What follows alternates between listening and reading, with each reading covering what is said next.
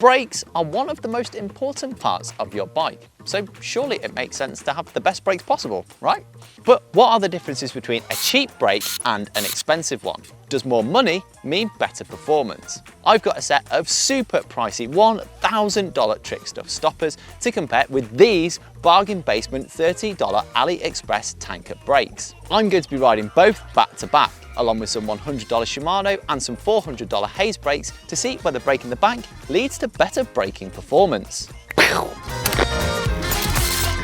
Of course, pretty much all modern mountain bike brakes are disc brakes, and most are hydraulic, which is what we're looking at today. You get a brake lever at one end, a caliper at the other, and a hydraulic hose connecting the two.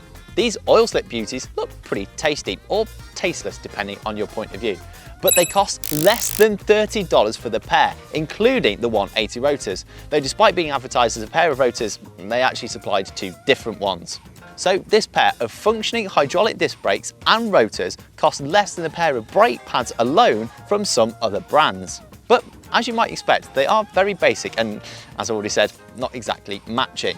The steel and aluminium construction is a little rough around the edges, but they still get lever reach adjustment, and the brake pads are shared with the Shimano brakes I'll be riding later. In fact, they actually look very similar to the Shimano brakes in general, and perhaps unironically are called the MT200 as well. They don't have a split lever clamp, so you'll need to remove your grips to fit them, and you won't be mounting your gear or dropper post levers to these either. So the features are cut right back. Right then, against my better judgment, I should probably check out how these brakes feel to ride. Right then, so here we go on the $30 AliExpress tanker brakes. The rotors only cost £2. Let's see how they go. Okay, they've got a reasonable amount of power just to modulate my speed.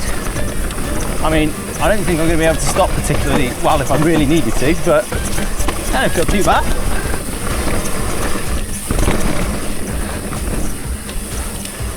They've got a reasonable amount of modulation, so I can slow down, put my lines. Yeah, they're all right. Nothing mind-blowing. Well, I mean, they cost $30 for the pair, so not too bad at all. I think the main thing that holds them back is the pads and the rotors, because like I said, those rotors cost like £2, and the pads seemingly look quite cheap as well, so definitely noticing more hand fatigue than I would on a normal brake that I'd be used to down there, but as a starting point for the price, not too bad at all. Next up is Shimano's entry-level MT200 brake. You'll find a brake like this on mostly budget hardtails under $1,000 or £1,000. It's made from very standard materials like aluminium and steel. It's just a plain cast construction, no flashy colours, it just does what it says on the tin. It's basic and it's fairly heavy at 584 grams for the pair, but it's robust and it should do the job. The lever gets reach adjustment, so you can alter how far the lever sits from the handlebar, but you'll need a tool to do it, rather than just turning a dial like you might do on a more expensive brake. I have to say, lack of oil slick finish aside, the lever looks very similar to the tanker brake, or rather the tanker brake looks rather similar to the Shimano. The caliper is much the same.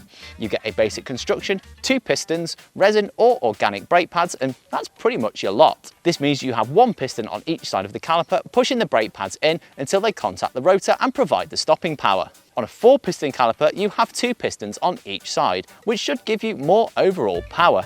Speaking of the rotor, I'll be using a similar entry-level model from Shimano. Something to note here is the rotor is only for use with resin or organic brake pads that's commonly found on cheaper mountain bikes you'll buy in a shop or online. So they look very similar to the tanker brakes, but are they any different on the trail? Now on the Shimano MT200 brakes, see how they compare to their tankers as we drop in. Still lacking a little bit in power, but the modulation feels a little bit better at least. And the lever action is definitely a bit lighter, which again is nice. Less fatiguing on the old hands. Yeah, power overall is a little bit better as well. I can feel a little bit more in control. Again, they're not gobsmackingly powerful, but they've got enough to keep you under control. Do think they'd be better with non-resin pads and some metal pads. That makes such a big difference to a bike. Okay, so overall, They just feel like a more refined version of the tankers. Like the lever feel is lighter, my hands aren't anywhere near as fatigued as I got to the bottom. A little bit more power, a little bit more modulation. Better still if they didn't have the resin only rotors, which are a real letdown really. So if you have a bike with Shimano resin only rotors, just get a shot of them. You'll notice a massive difference straight out the box. Next up, we have the mid-range offering. Brakes that cost around $300 to $400 or pounds. In this case, I've got Hayes Dominion A2 brakes. Once you get to this price point, you get some pretty handy improvements over the more basic brakes, including a slightly lower weight in some cases, though in others, the extra features might actually add weight over a more budget setup. That's exactly the case here, as these brakes weigh 609 grams for both calipers, levers and hoses, which is 25 grams heavier than the Shimano's. You'll find brakes of this standard on more expensive bikes from around £2,000 to £2,500 or dollars and upwards. The reach adjuster is now tool-free, so you can do it on the fly, and many brakes will have even more adjustment in the form of a bike point adjuster. While lever reach adjusts how far the lever sits from the handlebar, bike point adjust, as the name suggests, alters at which point the levers travel, the brakes start to bite on the rotor. On a lot of brakes, this is tool-free, though on some others, like Shimano for example, you'll need a tool to do this. You'll also start seeing flashier finishes that look more expensive, and the levers might pivot on a bearing rather than bushings. This should give the lever a lighter feel when you pull it and remain free of any unwanted play or rattling for longer. You'll likely have the option of mounting your other handlebar controls directly to the brake lever clamp, like your gear shifter or dropper post lever.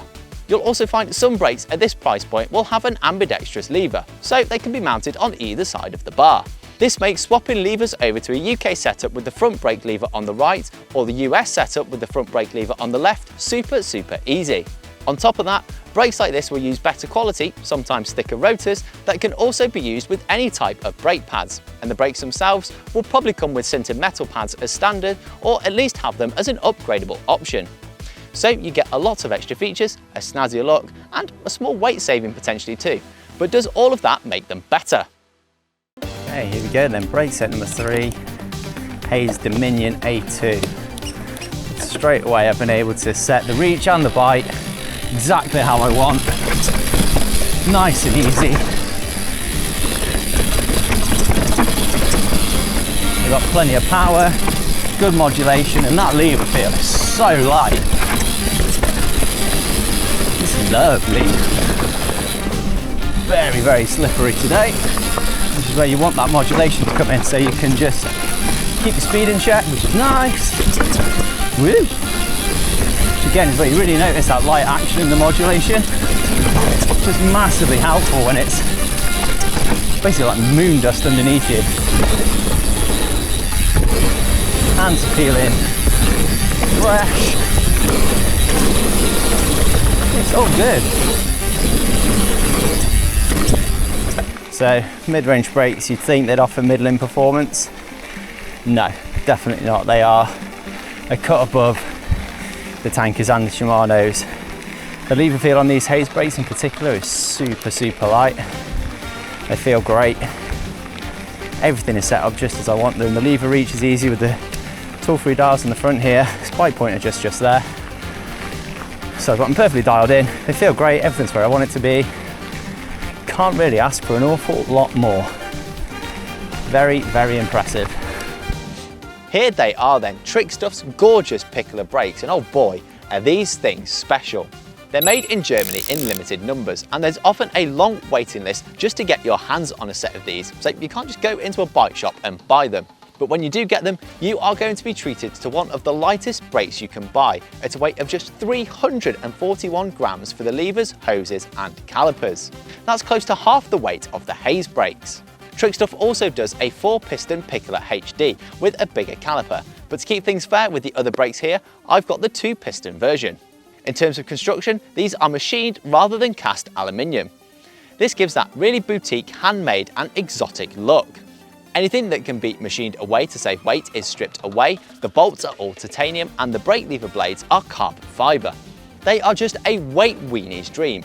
As is often the case, the more you pay, the less you actually get. But the same is also said of the features you get too, because there's less than you might find on a cheaper brake. To save weight, there's no bike point adjustment, and the reach adjustment needs a tool, so from this sense, they're no better than our budget brakes. and they're single-sided as well. You do get the ability to directly mount your shifters and drop post lever to them, although I haven't got them set up like that today. The aim here is getting the weight as low as possible without compromising power, so time to see how they feel on the trail. Okay, so last but by no means least, in fact the most expensive, is the Trickstuffs. Oh, this feels so nice. Got so much modulation. A little bit noisy, but that's okay. We don't mind that.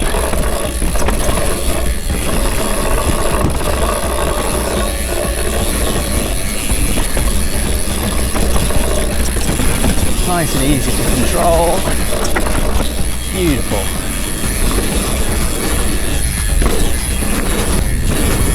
Yeah, so they just feel so nice.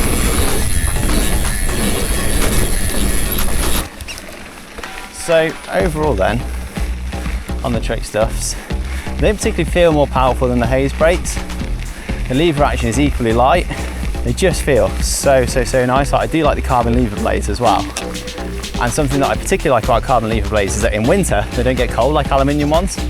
So if you struggle with cold hands, a nice little thing to have is the carbon blades. Obviously that's a very expensive privilege that you're paying for, but there you go.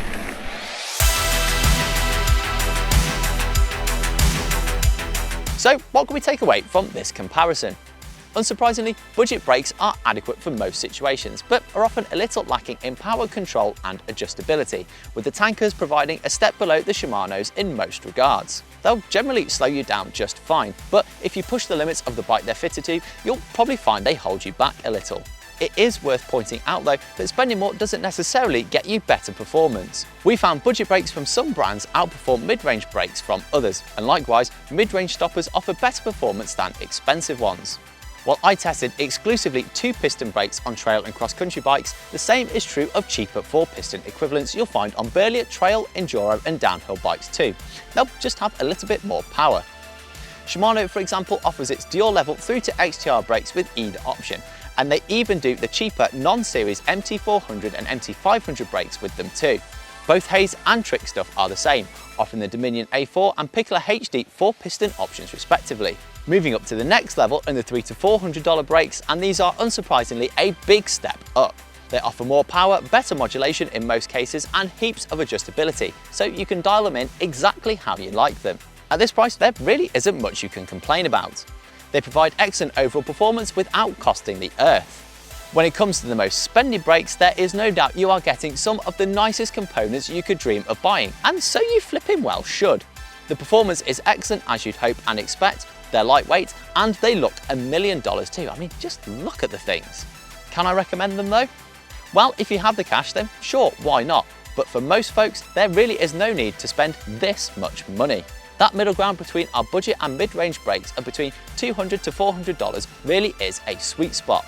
Whether you need brakes for your cross-country, trail, enduro or downhill bike, if you're spending that kind of money on some new stoppers, you really won't go far wrong. I really hope you enjoyed this video and found it useful, so please give it a thumbs up if you did, and let me know your thoughts down in the comments below. And if you want to see how cheap and expensive bikes compare, then check this out.